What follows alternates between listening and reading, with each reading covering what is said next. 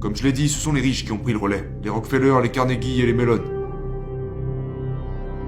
Et ils ont dit, eh bien, nous n'avons pas besoin de plus d'entrepreneurs. Nous avons besoin de plus d'employés.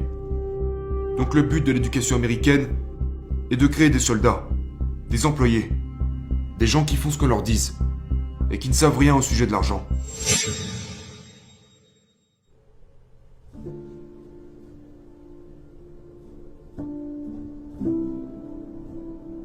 Pour commencer, je vais aborder très rapidement les différences qu'il y a entre ce qu'ils vous enseignent à l'école et ce que mon père riche m'a enseigné. Donc, tout d'abord, la plus grosse différence, c'est que la plupart des professeurs sont comme mon père pauvre. Et, en fait, c'est tout le principe de Père riche, Père pauvre. Vous savez, Père riche, Père pauvre est un livre sur la comptabilité, le sujet le plus ennuyeux de la planète. Mais le deuxième livre que j'ai écrit à ce sujet, c'est celui-ci. Ceci est ce qu'on appelle le cadran du cash flow. Vous savez, E, S, B et I.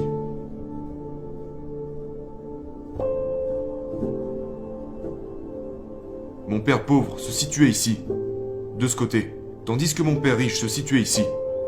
Donc la différence, c'est que les écoles ne vous apprennent pas quelle est la différence entre ce type de gens et cet autre type de gens.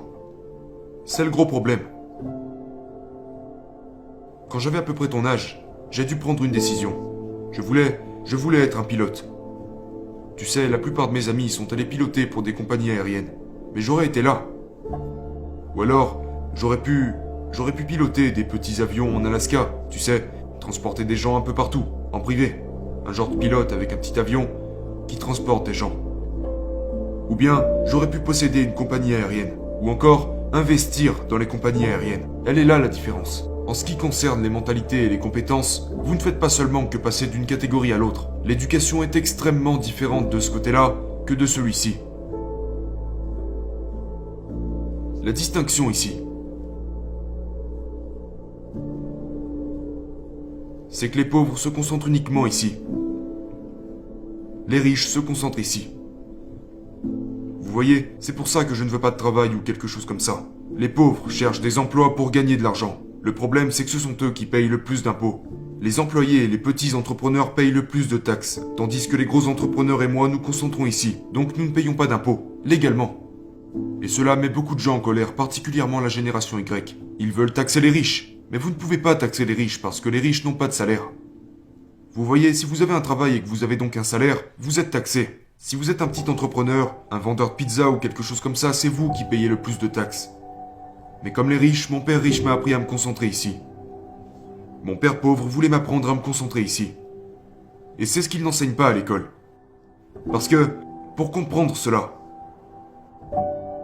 il devrait vous apprendre ceci. Mais la plupart des professeurs d'école se trouvent ici et ici. Et ils ne savent rien de ce qui se trouve ici et ici. La plupart des jeunes aujourd'hui, vous savez, beaucoup d'entre eux veulent devenir entrepreneurs. Le problème avec ça, c'est qu'ils doivent d'abord comprendre la fiscalité. C'est à peu près partout pareil dans le monde, à quelques différences près. Ces gens donnent 40% de leur argent aux impôts. Donc s'ils gagnent 1000 $, 400 $ vont aux impôts. Si ces gens gagnent 1000 $, ils paieront 60% d'impôts. Nos écoles nous enseignent l'entrepreneuriat, mais elles ne nous enseignent rien sur la fiscalité. Ok ? Parce qu'elles se concentrent sur les revenus. Par ici, c'est 20% de taxes.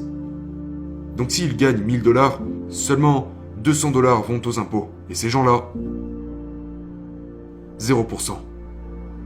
Donc, la raison pour laquelle l'éducation financière est mauvaise dans notre système scolaire, c'est que, oui, elle enseigne l'éducation financière, mais seulement pour devenir employé ou petit entrepreneur. Mais pour devenir vraiment riche, vous devez vous concentrer sur ce côté-là du cadran. C'est la différence entre l'éducation que j'ai reçue de mon père riche et ce que les professeurs nous enseignent à l'école aujourd'hui. Je préfère être de ce côté. Ce côté est beaucoup plus difficile.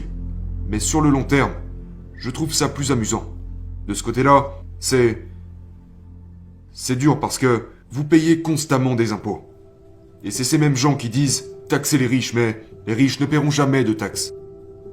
Et aussi étrange que cela puisse paraître, tout ça est légal. Et vous pouvez le faire partout dans le monde.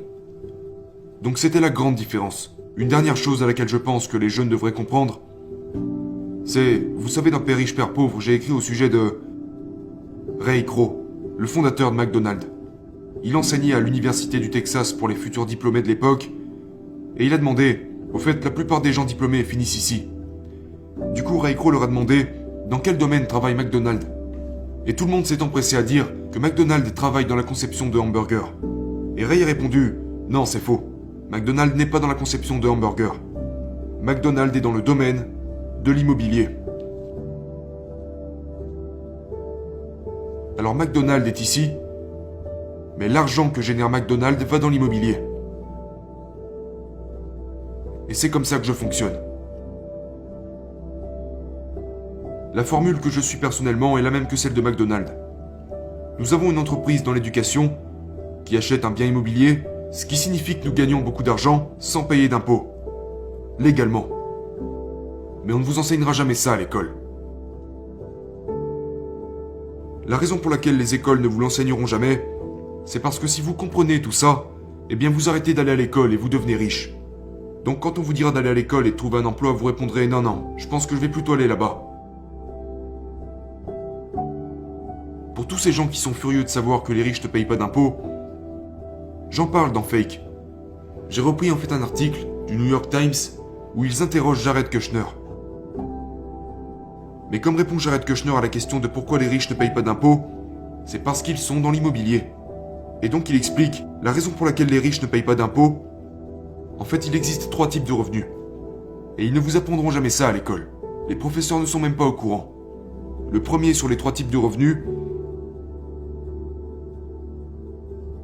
Le premier type de revenu est le revenu mérité.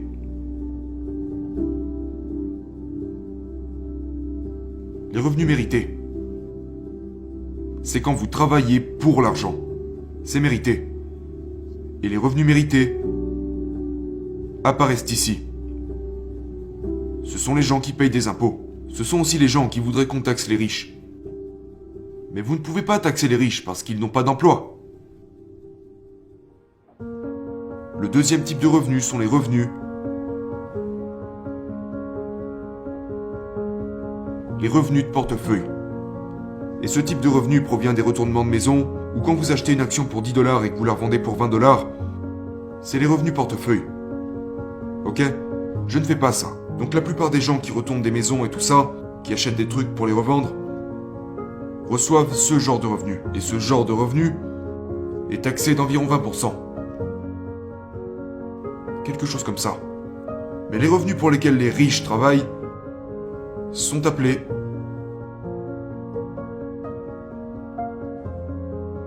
les revenus passifs. Les revenus passifs sont aussi appelés le flux de trésorerie. C'est le nom du jeu. Le cash flow. Et ces revenus sont des revenus qui passent de là à là, mais qui contournent les impôts. Et je sais que cela ne semble pas juste, et ce n'est pas juste, je suis d'accord avec vous. Mais ce qui n'est pas juste, ce sont surtout nos écoles qui maintiennent ce problème en vie en vous cachant la vérité. Et ce n'est pas illégal parce que les lois fiscales sont des incitations à faire ce que veut le gouvernement. Donc la raison pour laquelle les Trump, les Kiyosaki, les Kushner ne payent pas d'impôts est parce qu'ils fournissent des logements. Numéro 2 dans la colonne B, nous fournissons du travail, donc nous ne payons pas de taxes. Et troisièmement, ça énerve beaucoup de personnes, mais c'est le pétrole. Si vous forez du pétrole, vous ne payez pas d'impôts. Mais si vous achetez chez Chevron, là vous payez des impôts. Si vous fournissez de la nourriture, vous ne payez pas d'impôts non plus. Donc, une véritable éducation financière ne sera jamais transmise à l'école, parce que les écoles sont pleines de faux professeurs.